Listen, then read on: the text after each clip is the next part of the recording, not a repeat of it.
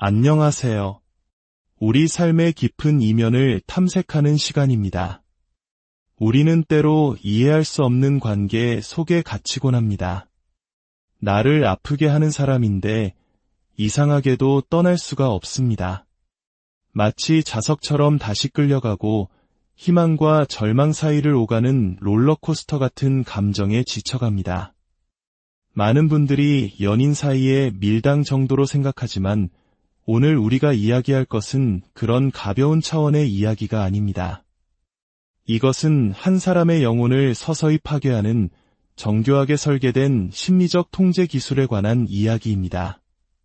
바로 간헐적 강화와 그로 인해 형성되는 끔찍한 굴레, 트라우마 유대에 대해서입니다. 혹시 이 이야기가 당신의 이야기처럼 들린다면 오늘 이 시간이 어두운 터널 속에서 한 줄기 빛을 발견하는 계기가 되기를 바랍니다. 먼저 간헐적 강화란 무엇일까요? 심리학 용어라 조금 어렵게 들릴 수 있지만 사실 우리 일상과 아주 밀접한 개념입니다. 가장 쉽게 비유하자면 도박과 같습니다.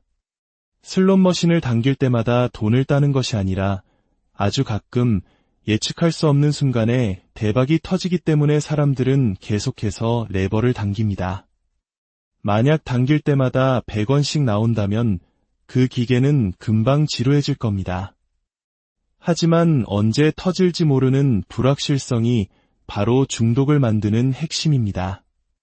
인간관계에서의 간헐적 강화도 이와 똑같습니다. 상대방은 당신에게 지속적으로 무관심하고 냉담하며 때로는 잔인하기까지 한 행동을 보입니다. 당신의 자존감을 깎아내리고 당신을 하찮은 존재처럼 느끼게 만듭니다. 그렇게 끝없는 상처와 고통 속에서 당신이 모든 것을 포기하려 할 때쯤 갑자기 그 사람은 180도 다른 모습을 보여줍니다. 세상에서 가장 다정하고 따뜻하며 당신을 완벽하게 이해해주는 사람으로 변하는 것이죠. 마치 당신이 처음 사랑에 빠졌던 그 순간처럼 말입니다. 이 예측 불가능한 애정과 보상은 피해자에게 헛된 희망을 심어줍니다. 그래, 이 사람의 본 모습은 이렇게 따뜻한 사람이야. 내가 조금만 더 노력하면, 내가 무언가 바꾸면 항상 이런 모습을 볼 수 있을 거야 라는 착각에 빠지게 되는 것이죠. 고통의 시간이 길어질수록 아주 가끔 주어지는 이 달콤한 보상은 더욱 강렬하게 느껴지고 피해자는 그 순간의 위안을 얻기 위해 더 큰 고통을 감내하게 됩니다. 이것이 바로 간헐적 강화의 무서운 힘입니다. 이러한 심리적 조종에는 크게 4가지 유형이 있습니다. 첫 번째는 고정 간격 스케줄입니다. 가해자는 일정한 시간이 지나면 예측 가능하게 보상을 줍니다. 예를 들어 2주 동안 지옥 같은 괴롭힘과 무시를 견디고 나면 주말에는 반드시 다정한 모습을 보여주는 식입니다. 피해자는 이 패턴을 학습하게 되고 다가올 보상을 기대하며 2주간의 고통을 꿋꿋이 버텨냅니다. 시간이 지날수록 마치 알코올 중독자가 술에 내성이 생기듯 학대에 대한 내성이 생겨버립니다. 두 번째는 변동 간격 스케줄입니다.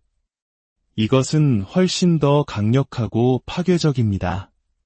보상이 언제 주어질지 전혀 예측할 수 없습니다. 가해자는 완전히 자신의 기분에 따라 갑작스럽게 다정함을 베풉니다. 예측 불가능하기에 피해자는 항상 긴장 상태에서 보상을 기다리게 됩니다. 그 달콤한 순간을 다시 맛보기 위해 파트너가 주는 어떤 종류의 학대도 견뎌내게 됩니다. 극심한 불안과 스트레스, 공포가 쌓여갈수록 따뜻한 말 한마디, 부드러운 손길 하나가 주는 안도감은 마약처럼 중독적으로 변해갑니다. 세 번째는 고정 비율 스케줄입니다. 이 경우 가해자는 피해자의 특정 반응 횟수에 따라 보상을 줍니다. 마치 파블로프에게 실험처럼 피해자를 조건화시키는 것입니다. 예를 들어 피해자가 3번 울며 매달리거나 5번 잘못했다고 빌어야만 그제서야 가해자는 못 이기는 척 용서와 애정을 보여줍니다. 이 과정이 반복되면 피해자는 고통이 결국 보상으로 이어진다고 학습하게 됩니다. 나중에는 그 보상을 얻기 위해 스스로 고통을 갈망하고 심지어 고통을 유발하는 상황을 만들어내기까지 합니다. 마지막으로 가장 잔인한 4번째는 변동 비율 스케줄입니다. 보상을 받기 위해 필요한 피해자의 반응 횟수가 매번 달라집니다. 어제는 3번 울었을 때 안아주었지만 오늘은 10번을 빌어도 냉담합니다. 그러다 갑자기 아무것도 하지 않았는데 다정하게 다가오기도 합니다. 완벽한 통제권을 쥔 가해자의 자의적인 판단에 모든 것이 달려 있습니다. 피해자는 언제 어떻게 행동해야 보상을 받을 수 있을지 알 수 없기에 끊임없이 높은 수준의 반응성을 유지하며 가해자의 눈치만 살피게 됩니다.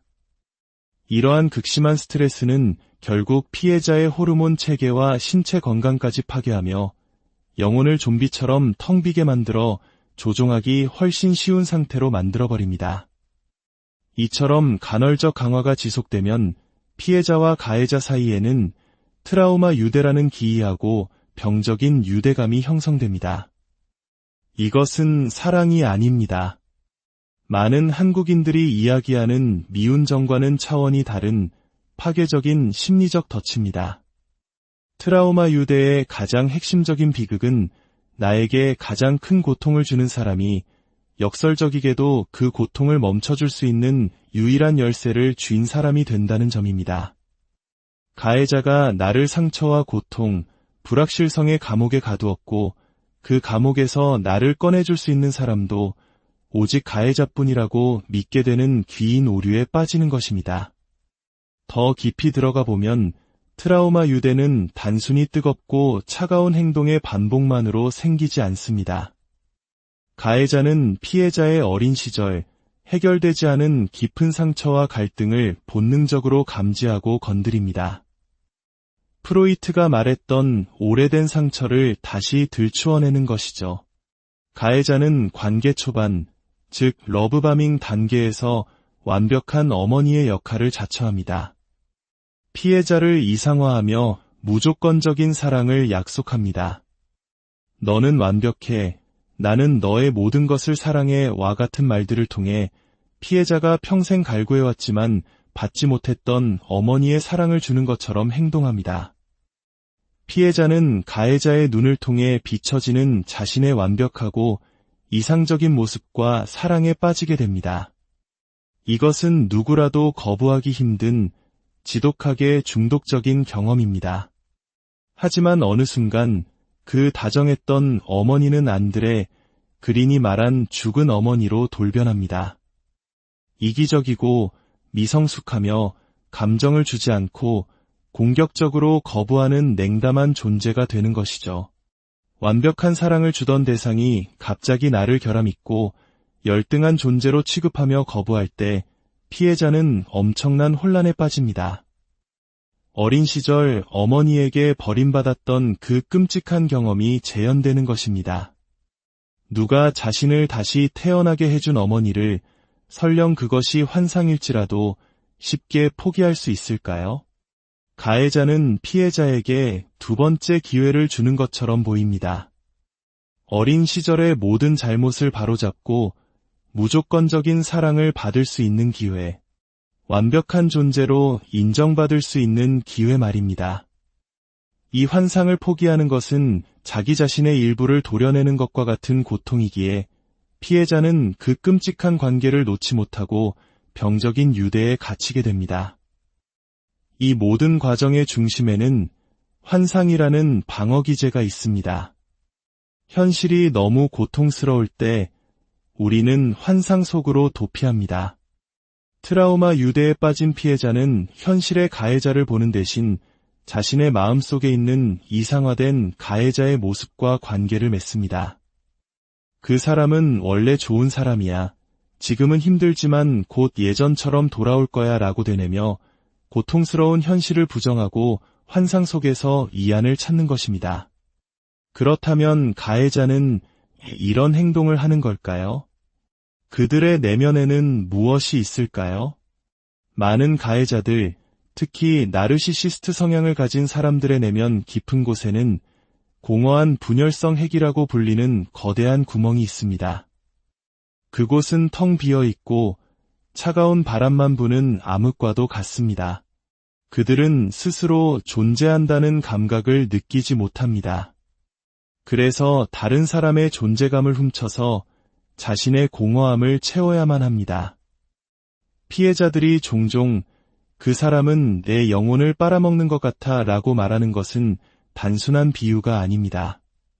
가해자는 실제로 피해자의 삶의 에너지, 감정, 정체성을 흡수하여 자신의 존재를 증명하려 합니다.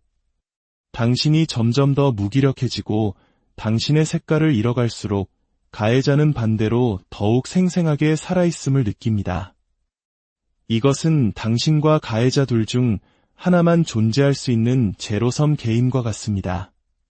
그들은 피해자를 자신의 환상이라는 연극 무대에 초대합니다. 그리고 일단 당신이 그 무대에 오르면 당신은 더 이상 독립된 인격체가 아닌 작가인 가해자의 의도대로 움직여야 하는 연기자에 불과하게 됩니다. 당신의 생각, 감정, 행동은 모두 가해자의 각본에 따라 통제됩니다. 이것이 간헐적 강화와 트라우마 유대의 실체입니다. 이것은 결코 사랑 이야기가 아니며 한 영혼이 다른 영혼을 어떻게 통제하고 파괴하는지에 대한 비극적인 심리 드라마입니다. 만약 오늘 이야기가 여러분의 마음에 깊은 울림을 주었다면, 혹은 주변에 이런 고통을 겪고 있는 사람이 떠오른다면, 당신은 결코 혼자가 아니라는 사실을 기억하십시오. 이 복잡한 심리적 굴레를 이해하는 것만으로도 우리는 벗어날 수 있는 첫걸음을 뗀 것입니다. 변화는 인식에서 시작됩니다. 당신의 상처가 당신의 잘못이 아님을 깨닫는 것, 그리고 당신에게는 더 건강하고 행복한 관계를 누릴 자격이 있다는 것을 믿는 것이 중요합니다. 이 지식이 어둠 속에 갇혀있는 누군가에게 작은 빛이 될 수 있도록 이 콘텐츠가 도움이 되셨다면 널리 공유해 주십시오.